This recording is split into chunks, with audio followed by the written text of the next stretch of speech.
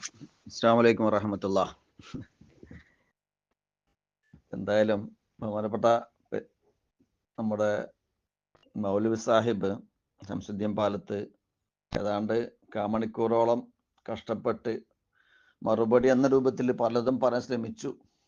പക്ഷേ ഇവിടെ മറുപടി എന്നത് ശരിക്കും അരിയത്ര എന്നതിന് പയറഞ്ഞാഴി എന്നുള്ള മറുപടി കിട്ടിയത്. എൻ്റെ ചോദ്യം വളരെ ക്ലിയറായി ഞാൻ 2, 3, 4 വട്ടം റിപ്പീറ്റ് ചെയ്ത് പറഞ്ഞതാണ് ചോദ്യം എന്താണെന്ന്.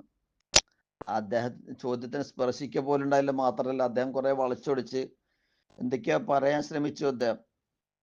എൻ്റെ ചോദ്യം എന്തായിരുന്നു? മൗലവി, നിങ്ങൾ സൈഫ് ഇബ്നു ഉമറിനെ മതനിഷേധി എന്ന് വിശേഷിപ്പിച്ചു. മതനിഷേധി എന്ന് പറഞ്ഞാൽ കാഫിർ. ഒരാളെ കാഫിർ എന്ന് വിളിക്കണമെങ്കിൽ അയാൾ എന്ത് ഇത് മതനിഷേധം നടത്തിയെന്ന് പറയണ്ടേ? പറയണല്ലോ, വെറുതെ പറഞ്ഞ ആരോപിച്ചാൽ പോരല്ലോ. അദ്ദേഹത്തിന്റെ ചോദ്യം ഇതായിരുന്നു, വളരെ ക്ലിയർ. അദ്ദേഹം എന്ത് മതനിഷേധ പ്രവർത്തനമാണ് നടത്തിയത്? അതും അദ്ദേഹം തൊട്ടിട്ടില്ല. പിന്നെ രണ്ടാമത് അദ്ദേഹം തെമ്മാടി എന്ന് വിളിച്ചു. അയാൾ എന്ത് തെമ്മാടിത്തര ചെയ്തത്? അതും തൊട്ടിട്ടില്ല. അതിനൊക്കെ കുറെ നീണ്ട പോസ്റ്റ് അദ്ദേഹം ഇട്ടു. അതിൽ ഒന്നുമില്ല. അദ്ദേഹം കാഫിറാണെന്ന് ഏതെങ്കിലും ഇമാം പറഞ്ഞിട്ടുണ്ടോ? ഇല്ല. അദ്ദേഹം കുഫറാവാൻ വേണ്ടി ചെയ്ത എന്ത് പ്രവൃത്തി ചെയ്തെന്നോ അത് പറഞ്ഞിട്ടുണ്ടോ? അതുമില്ല. പിന്നെ ആകെപ്പാടെ മുമ്പിൽ പറഞ്ഞ എന്താണ്? ഹദീസ് നിവേദനത്തിൽ അദ്ദേഹം സ്വീകരിക്കാൻ പറ്റില്ല എന്ന്. സ്വീകരിക്കാൻ പറ്റുന്നവരോട് ആരാ പറഞ്ഞത്? ഞങ്ങൾ പറഞ്ഞോ? ഇല്ലല്ലോ. അത് പറ്റില്ല എന്ന് പറഞ്ഞ അദ്ദേഹം അജ്നസ്കലാനി തങ്ങൾ തന്നെ അദ്ദേഹം ചരിത്രത്തിൽ അദ്ദേഹത്തെ അവലംബിക്കാന്ന് പറഞ്ഞിട്ടുണ്ട്. നമ്മൾ അദ്ദേഹം സ്വീകരിച്ചിട്ടുള്ളൂ അല്ലേ? അത്രമാത്രം ഞങ്ങളും പറഞ്ഞിട്ടുള്ളൂ. അദ്ദേഹം ഇമാം അജ്നസ്കലാനി പറഞ്ഞ ഒരു ചരിത്ര പണ്ഡിതനെ നിങ്ങൾക്ക് കാഫിർ എന്ന് വിളിക്കാൻ എന്ത് അവകാശമാണുള്ളതെന്ന് ചോദിച്ചത്. അപ്പോ എന്തവകാശം ഉണ്ട് നിങ്ങൾക്ക് അങ്ങനെ ചോദിക്കാൻ? എല്ലാം ഇവിടെ കാരണങ്ങൾ എന്തെങ്കിലും വേണ്ടിയിട്ടുണ്ടോ? ഒരു അക്ഷരം നിങ്ങൾ സൂചിപ്പിച്ചിട്ടില്ല. ഇന്നാലിന്ന കാരണമുണ്ട്. നിങ്ങൾ ആകെ പറഞ്ഞ എന്താണ്? അദ്ദേഹം എന്താണ് ഹദീസ് കെട്ടിയുണ്ടാക്കുന്ന ആളെന്ന്. ഈ ഹദീസ് കെട്ടിയുണ്ടാക്കുന്ന ആളെ കാഫിർ എന്ന് വിളിക്കാൻ അവകാശം നിങ്ങൾക്കുണ്ടോ? ഉണ്ടോ? മറുപടി പറയാൻ മൗലവി. ഹദീസ് കെട്ടിയുണ്ടാക്കിയെന്ന് പറഞ്ഞാൽ അദ്ദേഹത്തെ കാഫിർ എന്ന് വിളിക്കാൻ നിങ്ങൾക്ക് അവകാശമുണ്ടോ?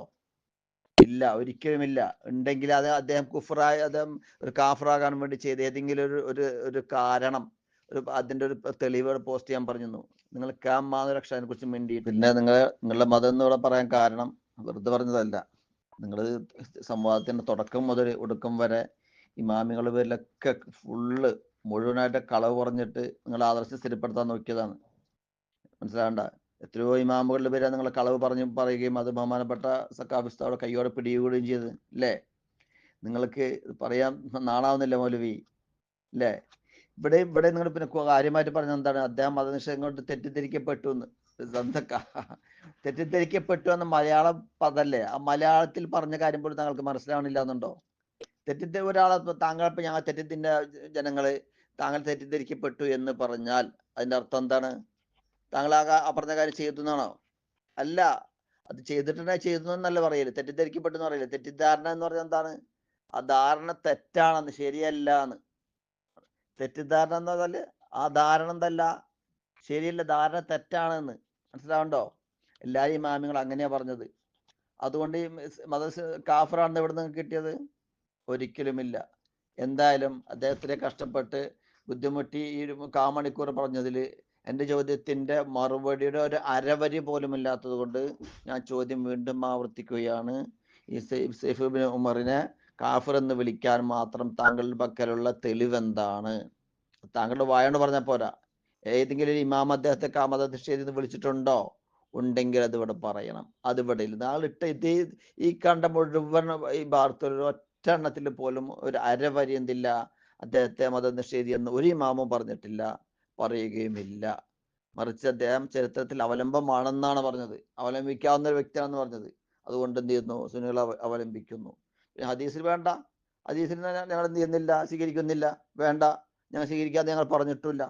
എന്തായാലും മൗലികത്തെയും കഷ്ടപ്പെട്ടൊക്കെ വെറുതായി. മനസ്സിലായിട്ടുണ്ടല്ലോ. എന്തായാലും എനിക്ക് വേണ്ടത് എൻ്റെ ചോദ്യത്തിനുള്ള മറുപടിയാണ്. താങ്കൾക്ക് മറുപടി ഇല്ലെങ്കിൽ ഇല്ല എന്ന് പറയുക. മാത്രമല്ല താങ്കൾ എന്ത് ചെയ്യുക? അല്ലാഹുവിനോട് തൗബ ചെയ്ത് ഇവിടെ പരസ്യമായി ജനങ്ങളോടും കൂടി മാപ്പ് പറയണം. കാരണം ഇത്രയും ഒരു വലിയൊരു മഹാപാതകം ചെയ്തതിൻ്റെ പേരിൽ താങ്കൾ ഇവിടെ മാപ്പ് പറയുകയും വേണം എന്ന് വളരെ സ്നേഹത്തോടു കൂടി സൽബുദ്ധ്യ അസ്സലാമു അലൈക്കും വറഹ്മത്തുള്ളാഹി വബറകാതുഹു. ബിസ്മില്ലാ, അൽഹംദുലില്ലാ, അല്ലാഹുമ്മ സ്വല്ലി അലാ മുഹമ്മദി വഅലാ ആലി മുഹമ്മദ് അമ്മാ ബഅദു ഫത്തഖുല്ലാഹ ഇബാദല്ലാഹ്. നമ്മുടെ തങ്ങൾ ചോദിക്കുന്ന ചോദ്യം, ഉത്തുഹിമ എന്ന് പറഞ്ഞാൽ തെറ്റിദ്ധരിച്ചു പോയി എന്നല്ലേ അർത്ഥം എന്നാണ്. അതായത് നമ്മുടെ സൈഫ് എന്ന് പറയുന്ന ഫാസിഖ്, അയാൾ പിന്നെ സിന്ദീഖാണ് എന്നൊക്കെ ഉള്ളത് ഏതോ ചില മുഹദ്ദിസുകൾ തെറ്റിദ്ധരിച്ചു പറഞ്ഞു പോയതല്ലേ? നിങ്ങളെ സഖാഫിമാരാണല്ലോ ഈ വലിയ വലിയ മുഹദ്ദിസീങ്ങളൊക്കെ തെറ്റിദ്ധരിച്ച് ഓരോരുത്തരെ പറ്റി വർത്താനം പറയാൻ. നമ്മളൊരു പ്രതിയെ കൊണ്ടുപോവുകയാണെങ്കിൽ ആ പ്രതിക്ക് അറബിയിൽ മുത്തഹം എന്നാണ് പറയുക. അയാൾ കുറ്റം ആരോപിക്കപ്പെട്ടവൻ, ശരിയാണ്, ആരോപണമാണ്. പക്ഷേ അയാൾ പ്രതിയാണ്, കുറ്റം ചെയ്യാനുള്ള സാധ്യത കൂടുതലാണ്. സാധാരണ ഈ വലിയ ഹദീസ് റിപ്പോർട്ടർമാരോ അല്ലെങ്കിൽ ഉന്നതരോ ആയ ആളുകളെക്കുറിച്ച് അങ്ങനെ ജന്തക്കത്ത് പോലുള്ള ആരോപണങ്ങൾ വലിയ ഇമാമിയങ്ങൾ ഉദ്ധരിക്കുകയില്ല എന്ന് മനസ്സിലാക്കാനുള്ള കോമൺ സെൻസ് എങ്കിലും നമ്മുടെ തങ്ങൾക്കും അതേപോലെ തന്നെ സഖാഫിക്കുമൊക്കെ ഉണ്ടായിരിക്കണമെന്നാണ് ആമുഖമായിട്ട് എനിക്ക് പറയാനുള്ളത്. ഹദീസിൻ്റെ സങ്കേത പാഠങ്ങൾ പഠിക്കുന്ന, മുസ്തലഹുൽ ഹദീസ് പഠിക്കുന്ന, ഉസൂൽ ഹദീസ് പഠിക്കുന്ന ഒരു സാധാരണ വിദ്യാർത്ഥിക്ക്, പ്രൈമറി വിദ്യാർത്ഥിക്ക് പോലും അറിയാവുന്ന കാര്യമാണ് അവിടെ ഇത്തിഹാമ് എന്ന ശബ്ദം കൊണ്ട് ഉദ്ദേശിക്കുന്നത് അയാൾ ആരോപിക്കപ്പെട്ടവനാണ്, അയാൾക്ക് ആ പ്രശ്നമുണ്ട്, അതുകൊണ്ടാണ് ആരോപണം വന്നത്. എന്നാൽ കൂടുതൽ അതേക്കുറിച്ച് പഠനം നടക്കേണ്ടതുണ്ടായിരിക്കാം, അത് മറ്റൊരു വിഷയമാണ്. ഉത്തുഹിമ എന്നുള്ളതിന് പ്രതി ചേർക്കപ്പെട്ടു എന്ന അർത്ഥമില്ല എന്ന് നിങ്ങൾക്ക് പറയാൻ സാധിക്കുമോ? ധാരാളം ഡിക്ഷണറികൾ ആ വിഷയത്തിൽ എനിക്ക് ഉദ്ധരിക്കാൻ സാധിക്കും. ഇവിടെ നിങ്ങൾ നോക്കൂ, അൽ ഹുബുസു വൽ ലലാലു വൽ മക്റു വൽ ഇൽഹാദു, മലീമസമായത്, പിഴച്ചുപോയത്, കുതന്ത്രം, അതേപോലെ തന്നെ നിരീശ്വരത്വം, ഇങ്ങനെയുള്ള അല്ലെങ്കിൽ കൃത്രിമം കാണിക്കൽ തുടങ്ങി ദീനിൽ കൃത്രിമം കാണിക്കുക, അങ്ങനെയുള്ള അർത്ഥങ്ങളൊക്കെ സന്തക്കത്തിനുണ്ട്. അപ്പം ആരോപിക്കപ്പെട്ട വിഷയം എന്താ? ഇവിടെ മാന്യന്മാരായ മുഅ്മിനുകളായ മുഹദ്ദിസുകളായ യോഗ്യന്മാരായ ആളുകളെക്കുറിച്ച് ഈ രൂപത്തിലുള്ള ആരോപണങ്ങൾ ഉന്നയിക്കുന്നവരാണ് എന്നാണോ റമദാൻ മാസത്തിൽ ഈ തങ്ങൾ പറയുന്നത്? അങ്ങനെയാണോ നിങ്ങൾ ഇസ്ലാമിനെ കുറിച്ചും മുഹദ്ദിസുകളെക്കുറിച്ചും അതേപോലെ തന്നെ റിജാലിനെ കുറിച്ചും പഠനം നടത്തി പ്രസിദ്ധീകരിക്കുന്ന പ്രഗത്ഭരായ ഉന്നതരായ ഇമാമുകളെക്കുറിച്ച് നിങ്ങൾ മനസ്സിലാക്കി വെച്ചിരിക്കുന്നത്? ആണോ? ഇനി വീണ്ടും പറയാം, ആരാ സന്തക്കത്ത് എന്ന് പറഞ്ഞാൽ, സന്തക്കത്തുള്ളവൻ എന്ന് പറഞ്ഞാൽ വകുല്ലു ഖൗലിൻ യഖ്റുജു അമ്മാ ഹുവ മുതആറഫുൻ അലൈഹി വ ഇൻകാറുദ്ദീൻ. കണ്ടോ, ദീന് നിഷേധിക്കുന്ന ആളുകൾക്കാ പറയാം. ഒന്നുകൂടി കൃത്യമായിട്ട് പറയാം, മറ്റൊരു ഡിക്ഷണറിയിലേക്ക് പോയാൽ ഇൽമാറുൽ കുഫ്രി വ ഇഖ്ഫാഉഹു, കുഫ്ർ ഉള്ളിൽ കൊണ്ട് നടക്കുന്നവൻ, അത് ഗോപ്യമായി സൂക്ഷിക്കുന്നവൻ, വ ഇൽഹാറുൽ ഈമാൻ, ഈമാൻ പുറത്തേക്ക് കാണിക്കും. പുറത്ത് മുഅ്മിനായി നടിക്കുകയും ഉള്ളിൽ കാഫറായി നടക്കുകയും ചെയ്യുന്ന ആളുകളെ സംബന്ധിച്ചാണ് സിന്ദീഖ് അല്ലെങ്കിൽ എന്ന് പറയുക, അവരിലാണ് സന്തക്കത്ത് ആരോപിക്കുക. അല്ലാതെ റോട്ടിലൂടെ നടന്നു പോകുന്ന ആളുകളെയും മുഅ്മിനീങ്ങളെയും മുത്തഖീങ്ങളെയും ഒക്കെ വിളിച്ചിട്ട്, യോഗ്യന്മാരായ ആളുകളൊക്കെ വിളിച്ചിട്ട് സിന്ദീഖ് എന്ന് വിളിക്കുന്ന ജോലിയല്ല റിജാലിനെ കുറിച്ച് പഠനം നടത്തുന്ന ഇമാമുകൾക്കുള്ളത് എന്ന് ഒരല്പമെങ്കിലും നിങ്ങൾ എൻ്റെ തലക്കുള്ളിൽ എന്തോ ഉണ്ടോ അല്ലേ എന്ന് പരിശോധിച്ചല്ലോ. നിങ്ങളെ തലപ്പാവിന് കീഴെ ഒന്നുമില്ല എന്ന് പറയേണ്ടി വരും. ഒന്നത് അഴിച്ചു പഠിക്കാൻ നോക്കുക കുറച്ചു നേരം, എന്നിട്ട് പിന്നീട് എടുത്ത് ധരിക്കും. അപ്പോൾ അതിന് മാറ്റമുണ്ടാകുമെന്നാണ് ആ വിഷയത്തിൽ എനിക്ക് പറയാനുള്ളത്. നമ്മുടെ ചർച്ചാ വിഷയത്തിൽ കൃത്യമായും അദ്ദേഹത്തെക്കുറിച്ച് സിന്ദീഖ് എന്നൊരു ആരോപണം മാത്രമാണോ? ഒറ്റപ്പെട്ട ഒരു ആരോപണം എവിടുന്നോ തേടി പിടിച്ച് ഞാൻ കൊണ്ടുവന്നാണെങ്കിൽ തരക്കേടില്ല, അതിൻ്റെ പിന്നാലെ കൂടുതലൊരു അർത്ഥമുണ്ട്. എന്നാൽ ഞാൻ അദ്ദേഹത്തിനെതിരെ എത്ര ഇമാമുകളെ ഉദ്ധരിച്ചു. ഇവിടെ ഞങ്ങൾ മുജാഹിദുകളാരോ കെട്ടിപ്പറയുന്ന പോലെയാണ്, സലഫികളെന്തോ സ്വന്തമായി ഉണ്ടാക്കി സംസാരിക്കുന്ന പോലെയാണ് മുസ്ലിയാരെ വർത്താനം. അല്ലെങ്കിൽ ഈ ആധുനിക കാലത്തുള്ള ഷെയ്ഖ് അൽബാനിയോ മറ്റോ അദ്ദേഹം സ്വന്തം കീശയിൽ നിന്നെടുത്ത് വല്ലതും അവതരിപ്പിച്ചതുപോലെയാണ് നമ്മുടെ തങ്ങളുടെയൊക്കെ വർത്താനം കാണുന്നത്. മനസ്സിലായില്ലേ? എന്നാൽ നിങ്ങൾ നോക്കൂ, എന്തുകൊണ്ടാണ് സൈഫിൻ്റെ നിജസ്ഥിതിയെ സംബന്ധിച്ച് ദീന് ചർച്ച ചെയ്യുന്നിടത്തേക്ക് എടുക്കാൻ കൊള്ളാത്ത ഒരു മുതലാണ് അവൻ, അയാൾ എന്ന് വ്യക്തമായി തെളിയിക്കുന്ന എത്ര ഉദ്ധരണികൾ ഇമാമുകളുടേത് ഞാൻ കൊണ്ടുവന്നു. എന്തേ നിങ്ങളതൊന്നും കാണാത്തത്? എന്തേ അതേക്കുറിച്ച് നിങ്ങൾക്കൊന്നും പറയാൻ കഴിയാത്തത്? ഒരു പൈസക്ക് കൊള്ളൂല എന്ന് പറഞ്ഞില്ലേ? മത്തുറൂക്ക് എന്ന് പറഞ്ഞാൽ എന്താ മുസ്ലിയാരെ മത്തുറൂക്ക്? തൂക്കിയെറിയേണ്ടവനാണ്. കറിവേപ്പിലയുടെ വില പോലും ഇല്ലാത്ത, ദീനിൽ ഒരു ചുക്കിനും ചുണ്ണാമ്പിനും കൊള്ളാത്ത ഒരുത്തനാണ് സൈഫ്. എനിക്ക് പറയാൻ ഒരു മടിയില്ല. വലിയ ഇമാമിങ്ങൾ പറഞ്ഞ കാര്യം എടുത്തു പറയാൻ എനിക്ക് എന്താ പ്രശ്നം? എന്നിട്ട് മുസ്ലിയാർ പറയാണ് അയാളൊരു ഹദീസ് കളവായി കെട്ടിപ്പറഞ്ഞുകൊണ്ട് കുഫർ അയാളിൽ ആരോപിക്കാൻ പറ്റുമോ? അത് മാത്രമായിരിക്കുമോ? പല കാരണങ്ങളുണ്ടാകും. ഇനി ഹദീസ് കെട്ടിപ്പറയുന്നവന്റെ പേരിൽ എന്താ ആരോപിക്കേണ്ടത്? ഞാൻ ഹദീസ് മുകളിൽ കൊടുത്തില്ല, നിങ്ങൾ എവിടെയായിരുന്നു? മൻ ഖദബ അലയ്യ മുതഅമ്മിദൻ, മനഃപൂർവ്വം എൻ്റെ മേൽ ഹദീസ് കെട്ടിയുണ്ടാക്കുന്നവൻ, ഫല്യതബവ്വഉ മഖഅദഹു മിനന്നാർ, നരകത്തിൽ നിന്നൊരു സീറ്റ് അവൻ കാത്തുകൊള്ളട്ടെ, അവൻ ഉറപ്പിച്ചു കൊള്ളട്ടെ, അല്ലെ ഒരുക്കിക്കൊള്ളട്ടെ എന്ന് നബി സല്ലല്ലാഹു അലൈഹി വസല്ലം പറഞ്ഞിട്ടുണ്ടോ ഇല്ലേ തങ്ങളെ? ഇതൊന്നും നിങ്ങൾ പഠിച്ചിട്ടില്ലേ? ഇഷ്ടംപോലെ കള്ള ഹദീസ് ഷിയാക്കൾ ഉണ്ടാക്കിയിട്ടുണ്ട്. അതൊക്കെ ശരിയായ ഹദീസാണ് എന്നുള്ള നിലക്ക് മുസ്ലിയാക്കന്മാരും സഖാഫിമാരും ബാക്കവിമാരും ദാരിമിമാരും ഫൈലിമാരും നാട് നീളെ പ്രചരിപ്പിച്ച് ജാറ വ്യവസായം പൊലിപ്പിച്ച് അബൂജഹലിൻ്റെ മദ്ഹബ് ഇവിടെ സ്ഥാപിക്കുന്നുണ്ട്. അബൂജഹലിൻ്റെ മതം അഹ്ലുസുന്നയുടെ പേരും പറഞ്ഞ് ഇവിടെ കൊണ്ടിറക്കുന്നുണ്ട്. അതൊക്കെ ശരിയാണ്. കള്ള ഹദീസുകളിൽ സ്ഥാപിതമായ ഒരു പ്രസ്ഥാനമാണ് സമസ്തയുടെ എല്ലാ ഗ്രൂപ്പുകളുമെന്ന് ഞങ്ങളൊക്കെ തിരിച്ചറിഞ്ഞു കഴിഞ്ഞ കാര്യമാണ്. അപ്പോൾ നിങ്ങൾക്ക് ഹദീസുകൾ കെട്ടിയുണ്ടാക്കുന്നവരെ ആക്ഷേപിക്കുമ്പോൾ കുറച്ച് വിഷമിക്കേണ്ടി വരും. കാരണം ഈ ഒരു കഥ മാത്രമല്ല, ഒരു ഹിക്കായത്ത് മാത്രമല്ല തള്ളിപ്പോവുക എന്ന് തങ്ങൾക്കും അറിയാം. അതുകൊണ്ടാണ് കള്ള ഹദീസ് ഉണ്ടാക്കുന്നവരെ പരമയോഗ്യനാക്കാൻ ഈ റമദാൻ മാസത്തിൽ നമ്മുടെ ഈ സഖാഫിമാരും തങ്ങന്മാരും ഒക്കെ ശ്രമിച്ചു കൊണ്ടിരിക്കുന്നത് എന്നത് വളരെ വലിയ അങ്ങേയറ്റം സങ്കടകരമായ ഒരു സംഗതിയാണ്. മനസ്സിലായില്ലേ? എന്നെ ഹദീസിൻ്റെ നിദാനശാസ്ത്രം പഠിപ്പിച്ച കൂട്ടത്തിൽ എൻ്റെ വല്യുപ്പയായിട്ടുള്ള മുല്ലക്കോയത്തങ്ങളും ഉണ്ട് എന്ന് സാന്ദർഭികമായി ഈ തങ്ങളോട് ഞാൻ പറയാണ്. മനസ്സിലായില്ലേ? അപ്പം തങ്ങന്മാരെടുത്തുനിന്ന് ദീൻ അറിയുന്ന തങ്ങന്മാരെടുത്തുനിന്ന് ദീന് പഠിച്ചിട്ട് തന്നെയാണ് നമ്മൾ സംസാരിക്കുന്നത്. പക്ഷെ നിങ്ങളെപ്പോലെ അബൂജഹലിൻ്റെ വിശ്വാസത്തിന് വേണ്ടി വാദിക്കുന്ന തങ്ങന്മാർ നമ്മുടെ സമൂഹത്തിന് വിപത്തായിരിക്കും. അതുകൊണ്ട് നന്നായി ഉണർന്ന് ചിന്തിച്ചു കൊള്ളുക. നിങ്ങൾ ഇസ്ലാമിൻ്റെ ശരിയായ പാതയിലേക്ക് കീഴ്പ്പെട്ടു വന്നാൽ നിങ്ങൾ നാളെ നരകശിക്ഷയിൽ നിന്ന് രക്ഷപ്പെടും. ആരാണോ ശരിയായ ഇസ്ലാമിൽ ജീവിച്ച് മുന്നോട്ട് പോകുന്നത് അവർ രക്ഷപ്പെടുമെന്നാണ് എനിക്ക് എന്നോടും താങ്കളോടും ഈ ഗ്രൂപ്പിലുള്ള മുഴുവൻ ആളുകളോടും പറയാനുള്ളത്. ഇനി മുസ്ലിയാർ എന്നെ വേറെ ഒരു മതത്തിൻ്റെ വക്താവായി ചിത്രീകരിക്കാൻ ഒരു ശ്രമം നടത്തിയിട്ട് നാണം കെട്ടിരിക്കുന്ന അവസ്ഥയാണല്ലോ ഉള്ളത്. അപ്പം നമ്മെ സംബന്ധിച്ചിടത്തോളം അദ്ദേഹം ഒരു മുഅ്മിനിനെ, ഒരു മുവഹിദിനെ മറ്റൊരു മതസ്ഥനാണ് എന്ന് പറയാൻ തൻ്റെ ഇടം കാണിക്കുമ്പോൾ താങ്കളുടെ മതം ഏതാണ് എന്ന് ചോദിക്കപ്പെടുമെന്നുള്ളത് സ്വാഭാവികമാണ്. അപ്പം മൂപ്പർ അതിനൊരു ന്യായീകരണം പറയാണ്. നിങ്ങളെ ഞാൻ വേറെ മതത്തിൽപ്പെട്ടവനാണ് അല്ലെങ്കിൽ നിങ്ങളുടെ മതം എന്ന് ഞാൻ വേറെ മാറ്റി പറയാനുള്ള കാരണം എന്താണെന്ന് ചോദിച്ചാൽ, നിങ്ങൾ ഇമാമിങ്ങളെ പേര് നുണ പറഞ്ഞിട്ടുണ്ട്. ഞാൻ ഏത് ഇമാമിൻ്റെ പേരിൽ എന്ത് നുണ പറഞ്ഞു എന്ന് ഈ സംവാദത്തിൽ ഇഷ്ടം പോലെ അവസരം കിട്ടിയിട്ട് ഇവിടെ സംസാരിച്ച സഖാഫിക്ക് അത് ചൂണ്ടിക്കാണിക്കാൻ പറ്റിയിട്ടില്ല. ഏതെങ്കിലും ഒരു ഇമാമ് പറയാത്ത ഒരു ആശയം ഞാൻ പറഞ്ഞു എന്നോ, ഒരു ഇമാമ് പറഞ്ഞ ഒരു വാചകം എടുത്ത് ഉദ്ധരിക്കുമ്പോൾ ഞാൻ കളവായ അർത്ഥം പറഞ്ഞു എന്നോ ഇതുവരെ തെളിയിക്കാൻ അവസരം ഉണ്ടായിട്ടില്ല. ഇനിയും നിങ്ങൾക്ക് 2 ചോദ്യമുണ്ട്. കാണിക്ക് നിങ്ങൾ ഏത് ഇമാമിൻ്റെ ഏത് വാചകത്തെയാണ് ഞാൻ തിരുത്തി പറഞ്ഞത്, ഇവിടെ തെറ്റായി സംസാരിച്ചത് എന്ന് നിങ്ങൾക്ക് പറയാവുന്നതാണ്. ഞാൻ പറഞ്ഞത് ക്ലിയറായും അത് ശരിയാണ് എന്ന് ഞാൻ കാണിക്കും. എന്നാൽ കച്ചിത്തുരുമ്പുകളുടെ പിറകെ ഒന്ന് സന്തക്കത്ത് ആരോപിക്കപ്പെട്ട കള്ള ഹദീസുകൾ ഉണ്ടാക്കുന്ന തെമ്മാടിയായ കള്ള ഹദീസുകൾ ഉണ്ടാക്കുന്നവനെ തെമ്മാടി എന്ന് തന്നെ വിളിക്കും. കള്ള ഹദീസുകൾ കൊണ്ടു നടക്കുന്നവരും ആ ഗണത്തിലാണ് എന്ന് പറയാൻ എനിക്ക് ഒരു മടിയില്ല. മനസ്സിലായില്ലേ? കാരണം ഇമാമുകളൊക്കെ പറഞ്ഞിട്ടുള്ള ഒരു കാര്യമാണ്. അങ്ങനെയുള്ള ഒരുത്തൻ്റെ റിപ്പോർട്ട്. പിന്നെ നിങ്ങൾക്ക് കൊണ്ടുവരാനുള്ളത് മുഴുകുടിയൻ മുസ്തഖ്തിറും ബി ഷറാബ് കാന മുസ്തഖ്തിറൻ ബി ഷറാബ് എന്ന് വിശേഷിപ്പിക്കപ്പെട്ടിട്ടുള്ള ഉത്തുബിയുടെ കഥയുമായി ഇനി അതും നിങ്ങൾ വരും. അതാണല്ലോ പിന്നൊന്നും ഇവിടെ കൊണ്ടുവരാനുണ്ടായത്. മുസ്ലിയാർ അവസാനത്തേക്ക് വെച്ചത് അതിൻ്റെ മേലൊരു ചർച്ച നടക്കരുത് എന്ന് വാശിയുള്ള നിലക്കായിരിക്കാം. ഏതായിരുന്നാലും ശരി, ആ ജാതി കച്ചിത്തുരുമ്പുകളല്ലാതെ പ്രാമാണികമായിട്ട് എന്തെങ്കിലും ഒന്ന് കൊണ്ടുവരാൻ ഇവന്മാരുടെ കയ്യിൽ ഉണ്ടോ എന്നുള്ളത് യഥാർത്ഥത്തിൽ ശ്രോതാക്കൾ നിഷ്പക്ഷമായി ഒന്ന് ചിന്തിക്കണമെന്നാണ് എനിക്ക് പറയാനുള്ളത്. മുസ്ലിയാർ പറയുകയാണെന്ന് ഇമാമിങ്ങളുടെ പേരിൽ ഞാൻ നുണ പറഞ്ഞിട്ടുണ്ട്, പറഞ്ഞത് കളവ്. എന്നിട്ടോ മുഹമ്മദ് നബിയുടെ പേരിൽ നുണ പറഞ്ഞാൽ തങ്ങൾക്കൊരു പ്രശ്നവുമില്ല. എന്തൊരു ദുർഗതിയാണത്! ഇതിന് വൈരുദ്ധ്യം അല്ലെങ്കിൽ മറ്റെന്താ പറയാ? മുഹമ്മദ് നബി സല്ലല്ലാഹു അലൈഹി വസല്ലമയുടെ പേരിൽ കളവ് പറഞ്ഞ് കള്ള ഹദീസ് ഉണ്ടാക്കി അത് നബി പറഞ്ഞതാണ്, സ്വഹാബികൾ പറഞ്ഞതാണ്, സിഖത്തുകൾ പറഞ്ഞതാണ് എന്ന് അവരുടെ പേരിൽ കളവായി ആരോപിക്കുന്ന തനിച്ച ഫിസ്കിന്റെ വക്താവായത് കൊണ്ടാണ് ഉത്തുഹിമ ബിസന്തഖ എന്ന് അദ്ദേഹത്തെ കുറിച്ച് പറഞ്ഞത് എന്ന് വ്യത്യസ്ത ഇമാമുകൾ ഈ സൈഫിനെ കുറിച്ച് പറഞ്ഞത് കേട്ടാൽ നമുക്ക് മനസ്സിലാവും. മനസ്സിലായില്ലേ? വ്യക്തി ജീവിതത്തിൽ എന്തെങ്കിലും നല്ല ഗുണങ്ങളോ അല്ലെങ്കിൽ ചരിത്ര പാഠമോ ഒക്കെ ഉണ്ടെങ്കിൽ അത് ആ മുസ്ലിങ്ങൾക്കുണ്ടാകും, വ്യതിയാന കക്ഷികൾക്കുണ്ടാവും, ഷീകൾക്കുണ്ടാവും, ഖവാരിജുകൾക്കുണ്ടാവും.